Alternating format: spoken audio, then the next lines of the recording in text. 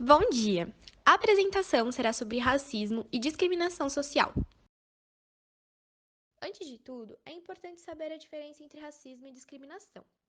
Racismo é a ideologia que requer a existência de hierarquia entre grupos humanos, que no caso pode ser traduzida na existência de uma certa hierarquia entre negros e brancos. O racismo é a doutrina que sustenta a superioridade de certas raças, podendo representar ainda o preconceito ou discriminação em relação a indivíduos considerados de outras raças. Já a discriminação é a denominação atribuída a uma ação ou omissão violadora do direito das pessoas, tais como raça, sexo, idade, crença, opção religiosa, nacionalidade, entre outros. Tipos de racismo. O primeiro tipo é o racismo individual. Ele é expresso em atitudes discriminatórias individuais, através de estereótipos, insultos e rejeição a uma pessoa que não possua as mesmas características étnicas que a sua. O racismo institucional, ele é exercido pelas instituições, como o Estado, a Igreja, as empresas privadas e públicas, no qual certos grupos étnicos, como negros ou índios, são marginalizados e rejeitados. Um exemplo é o apartheid, que foi um regime de segregação racial que ocorreu na África do Sul a partir de 1948, o qual privilegiava a elite branca do país, que perdurou até as eleições presidenciais de 1994, ano em que subiu ao poder Nelson Mandela, o maior ícone de liderança da África, que pôs fim ao regime segregacionista, lutando pela igualdade racial na África do Sul. O racismo cultural ele resulta na crença que existe superioridade entre as culturas existentes, no amplo sentido que cultura engloba religião, costumes, línguas, entre outras. Ele foi usado como justificativa para colonizar e dominar territórios desde a antiguidade. O racismo comunitarista ele ganhou força nos anos 80 em contraposição ao individualismo. Essa filosofia defende que a comunidade é mais importante que o indivíduo em si. Dessa maneira, o racismo comunitarista está ligado ao pensamento contemporâneo e ao nacionalismo. Tipos de discriminação. A primeira, por aparência. Os padrões culturais determinam que certos aspectos físicos são sinônimos de sucesso ou aceitação social. As pessoas são submetidas a intensas pressões para mudar suas características corporais. São incentivadas pelo desejo de imitar modelos e personagens. Isso faz com que algumas pessoas discriminem as demais só por serem fisicamente diferentes dos padrões que as primeiras consideram certos. Por religião, ideologia, origem étnica. Existem diferentes religiões ao redor do mundo, mas o fato de que uma pessoa ou uma cultura adote uma religião não implica que todos devem adotá-la, mas sim respeitá-la. Portanto, não se pode repelir, odiar ou insultar outra pessoa por ter crenças diferentes. Por raça. Pessoas com outra cor de pele ou características físicas próprias da nossa ou de outra região que são excluídas e maltratadas por pessoas que acreditam poder agir assim só por serem diferentes daquelas. Durante muitos anos, esse tipo de discriminação foi muito marcante na civilização, gerando desprezo, preconceito e exclusão social. O outro tipo é por gênero. Embora isso possa parecer que não é um problema, indiretamente é.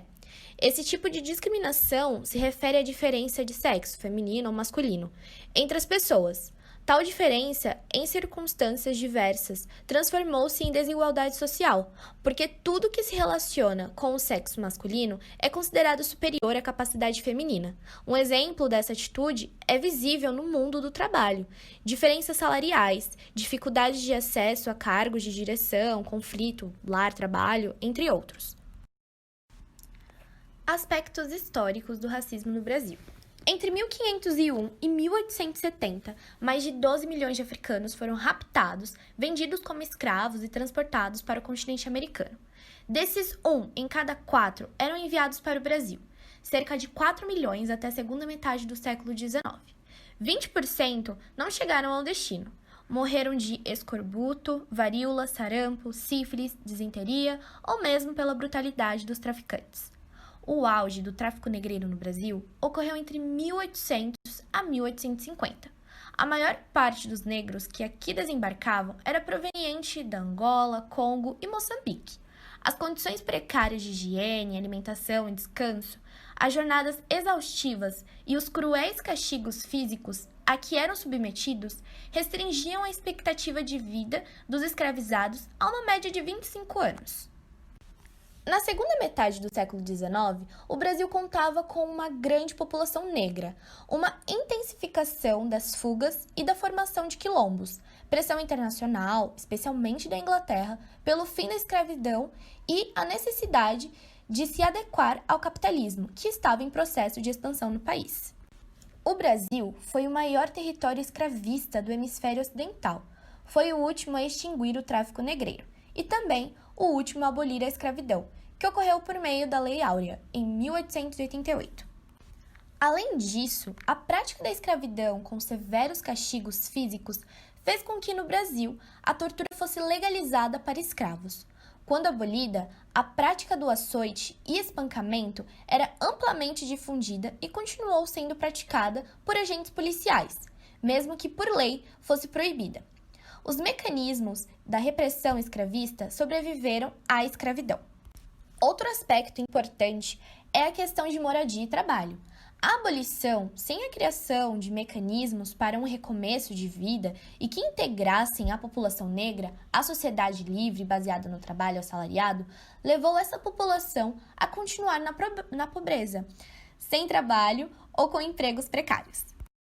O racismo estrutural é o resultado secular de um país assentado em bases escravotas, influenciado por dogmas racialistas e que não buscou integrar a população de ex-escravizados em seu sistema formal, relegando-os à marginalidade e culpando pelas consequências nefastas desse abandono proposital. Casos de racismo e discriminação no Brasil. Bom, eu trouxe 2 reportagens da revista Exame e eu vou ler. A primeira tem o título: Jovem negro é abordado em loja Renner e agredido em shopping no Rio. Eles vieram falar que eu era suspeito de furto porque estava com um relógio, mesmo tendo a etiqueta e a nota fiscal. Aí disseram que eu sou suspeito de furto e começaram a me segurar, empurrar, balançar.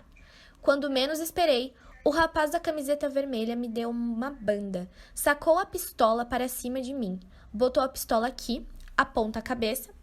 Pensei que ele ia me matar. Eu comecei a gritar, para ver se alguém que me conhecia tomava alguma providência. Exame. O segundo trecho de outra reportagem tem o título Expulso de uma loja BMW. E diz assim: no início de 2013, por meio de uma denúncia feita no Facebook, um casal do Rio de Janeiro chamou a atenção do país após o filho, de 7 anos na época, negro e adotado, ter sido vítima de preconceito racial em uma concessionária da BMW. A discriminação aconteceu quando o menino foi procurar os pais e se aproximou deles. Um gerente da loja se dirigiu a ele dizendo que não poderia ficar no local. Aqui não é lugar para você, saia da loja, teria dito o funcionário da concessionária ao garoto. Exame. Ao analisarmos essas 2 reportagens, percebemos que a cor ou raça influencia, mostrando que um jovem negro, pela sua cor, não possui condições de comprar um relógio, mesmo com provas de que ele não roubou, este é acusado e agredido. No caso do garotinho da loja da BMW, é uma discriminação, onde o garoto, pela sua cor, não poderia estar presente na loja. Outro aspecto a ser observado é que, na visão do vendedor, por ele ser negro, ele não poderia ser filho de um casal branco bem-sucedido. Com isso, podemos observar que existe sim racismo e discriminação social na nossa sociedade, mesmo que digam que este problema está sendo minimizado. Leis antirracismo no Brasil. A Lei nº 1390, que ficou conhecida como Lei Afonso Arinos, a qual criminalizava a discriminação por raça ou cor. A promulgação dessa lei foi motivada por uma situação de discriminação sofrida por uma bailarina norte-americana, Catherine Durham, impedida de se hospedar num hotel em São Paulo, em razão de sua cor, o que repercutiu mal à época na imprensa estrangeira. Na Constituição de 1988, o artigo 3 estabelece como objetivo princípio da nova república promover o bem de todos, sem preconceitos de origem, raça, sexo, cor, idade e quaisquer outras formas de discriminação. A Lei número 12.288 instituiu o Estatuto da Igualdade Racial, destinado a garantir à população negra a efetivação da igualdade de oportunidades, a defesa dos direitos étnicos individuais, coletivos e difusos, e o combate à discriminação e às demais formas de intolerância étnica. Possíveis soluções. Primeiro, procure informações. Ou seja, se você está curioso para saber como é a região daquela pessoa, de onde aquela pessoa veio, a cultura dela, você tem que procurar se informar. É a mesma coisa da solução 4. Apoie e vá a eventos que celebrem culturas diferentes.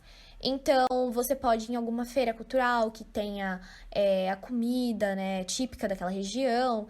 E, enfim, educação acadêmica e educar as crianças a favor da igualdade.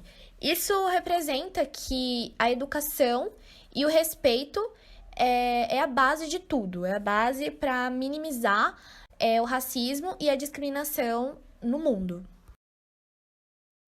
E para finalizar o trabalho, eu trouxe a frase de Martin Luther King, que é assim: eu tenho um sonho. O sonho de ver meus filhos julgados por sua personalidade. Ela representa que Martin Luther King ele quer que todos sejam tratados de igual para igual. Sem esse julgamento de porque você é branco, você vai ser tratado de uma forma melhor e você que é negro vai ser tratado de uma forma um pouco inferior ao branco. Então, ele deseja que a sociedade aprenda a ser julgada de igual para igual e também que a sociedade tenha isso de respeitar a cultura e etnia, raça, cor, gênero, em primeiro lugar.